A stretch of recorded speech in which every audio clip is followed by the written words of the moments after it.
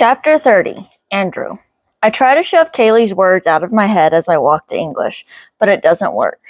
It's another reason Lynn would have no romantic interest in me. She's beautiful, outgoing, popular, and experienced.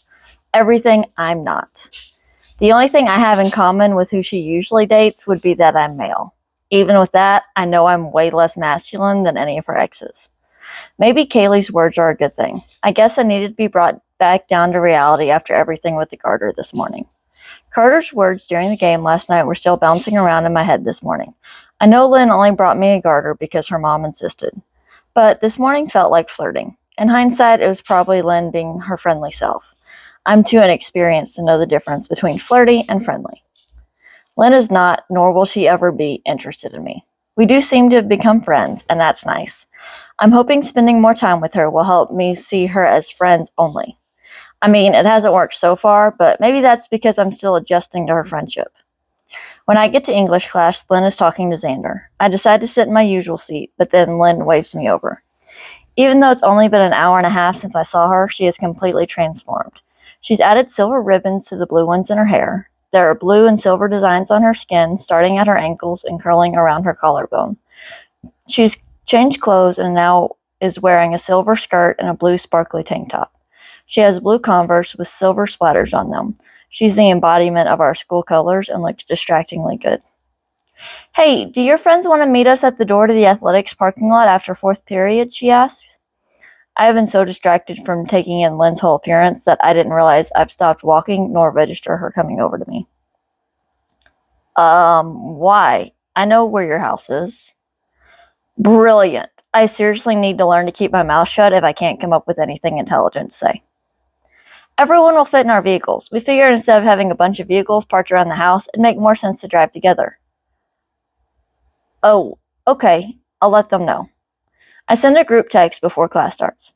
Awesome. You can ride with me. I'll even make sure you get shotgun. Lynn touches my arm and smiles at me.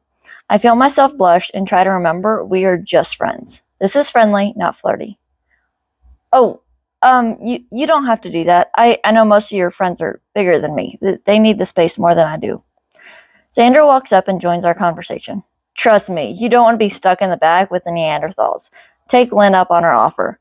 Plus, it'll save us time if she's already designated you a shotgun. Why? Because the guys will spend forever arguing about it. I love them, but they act like small children sometimes. Lynn rolls her eyes. Only sometimes? Xander nudges Lynn with his elbow. Go sit down, Dort. Lynn gently shoves Xander in the direction of his usual seat. Whatever, weirdo. Xander walks away. Lynn sticks her tongue out at Xander. When she looks back at me, she blushes. So, athletic parking lot after fourth, she says? Yeah. And if it makes things easier, I'll sit up front, but I don't mind sitting in the back. Seeing Lynn being silly with her brother makes her less intimidating. It would make my life easier. Besides, I'd rather you be up front. Lynn sits down. That makes me tongue-tied. So much for my mouth working better. Before I can get my act together, Mrs. Green starts our class. Mrs. Green gives us the last 20 minutes of class to get with our partner to work on our project. I turn to Lynn. Where are you at with reading 12th Night? I figure homework is the safest topic to breach. I finished it yesterday. How much have you read? Lynn pulls her planner out. I'm only halfway through. How have you read it all already? I've never had a partner make me feel like I'm the slacker before. I had my mom get me the audiobook. I listened to it yesterday and Wednesday while I ran. Lynn blushes. I didn't think you'd be a slacker or anything, but I've never had a partner make me feel so unprepared for a project. You're like 3 steps ahead of me no matter what I do. That cannot bode well for my chances of being valedictorian. Oops, I didn't mean to say that last part out loud. My mom is constantly on us about not procrastinating, Lynn shrugs. Both of my parents had their associate degrees when they graduated high school. As far as valedictorian, you're worried about the wrong twin. My brother's the one aiming to follow in my mother's footsteps, at least as far as class rank goes. What do you mean by that? I'm taking AP classes, but there's no way I'll be graduating with an associate degree. My dad graduated 2 years before my mom. He'd already built their first house together before she graduated. That's now the guest house that's behind our house. Spring break of her senior year, they eloped and immediately got pregnant with Xander and me. She's probably the only married pregnant valedictorian to ever graduate from here. Wow, I don't even know what to say to that. I didn't know couples who started dating that young could get their lives that together so quickly. Yeah, it's part of why I don't talk about my parents much. They're a little insane, and so is their story. Lynn is writing in her planner and her not looking at me makes it so much easier to talk to her. It might be different, but that's cool. My parents were high school sweethearts too. A third kid that was 10 years younger than the older two was too much for my mom though. She took off before I was a year old. I'm so sorry. She pauses briefly. So, your brothers are that much older than you? I'm grateful that's the statement she focuses on. Yeah, they're 26 and 28. They live a ways off, so I don't see them often. I was so young when they were out of the house that it was like being an only child. I'm glad I didn't make the conversation more awkward with sharing about my parents, or more specifically, my mom. I have no idea what being an only child is like. Sandra was born 6 minutes after me. By the time I started school, I had 3 siblings with another on the way. Not to mention Oliver, Grayson, and Daniel practically grew up at my house. You've been friends your whole lives? I wonder what it would have been like to have a house full of siblings. Basically, their parents hired my mom as a nanny. It worked out well for everyone. My mom wanted to stay at home with us. That made it where she could and still have an income. Daniel's mom went to med school, and Oliver and Grayson's mom went back to work. If you don't mind me asking, why aren't they friends with Xander? I mean, they grew up with him too, right? And you seem so close to Xander. They are, to an extent.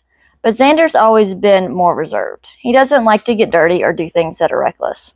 When we were outside playing in the mud, Xander would be inside drawing or reading. The older we got, the more he wanted to do his own thing.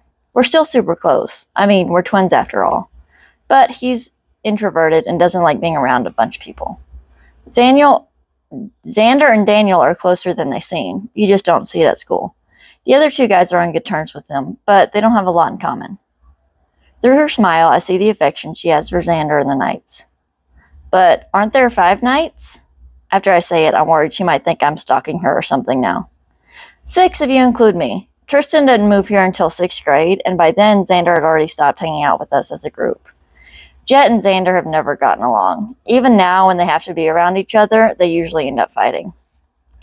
So why are y'all the Knights? I've heard people call you that since junior high, but didn't know why. I've heard different rumors, but no one was ever really sure. Cablero is Spanish for night, and Ryder is Irish for night. My mom used to call them my Knights because wherever I was, they were right there with me. Lynn puts her planner away.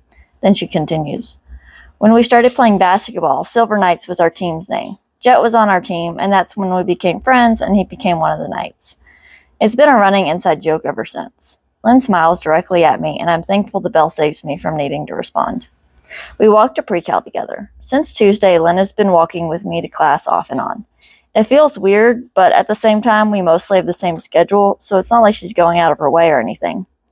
I try not to make a big deal out of it because I don't think Lynn means anything by it.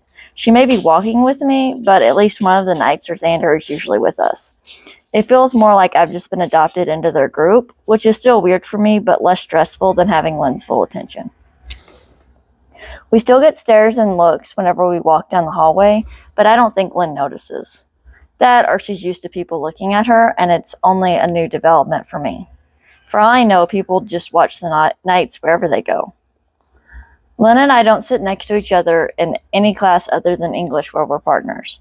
I've thought about sitting with them during AP Government or Spanish since Kaylee and Carter aren't in those classes, and I don't have anyone to sit with. But I'm not brave enough to invite myself over, and Lynn hasn't asked. In pre-cal, I sit next to Kaylee as usual, but avoid looking over at her. I wish I had the courage to sit with Lynn so I wouldn't have to sit next to Kaylee. Instead, I'm just settling for trying to ignore her. Mrs. Barnes lectures all the way through class today, which I'm thankful for. I don't want the option of speaking to Kaylee right now. I don't know that I'm necessarily mad at her, but I don't know what to say to her either. Kaylee's been leaving pre-cal quickly. It makes me think she's trying to make herself scarce so Lynn will keep walking with me. Usually it makes me feel slightly abandoned, but today I'm definitely grateful for the space. What Kaylee said was mean, even if she was right. Lynn walks with me to physics. The last couple of days, Daniel and Oliver have been hanging back, talking about their own stuff. Today, they're talking with Lynn about different stuff for homecoming. It's kind of nice to get to be near Lynn without having to actively try not to embarrass myself. I don't even have to try to come up with something to say that won't sound dorky or awkward. The main downside is it cements in my mind that she'd only ever see me as a friend. But becoming friends in a week is still a lot more progress than I've made in the last 5 years.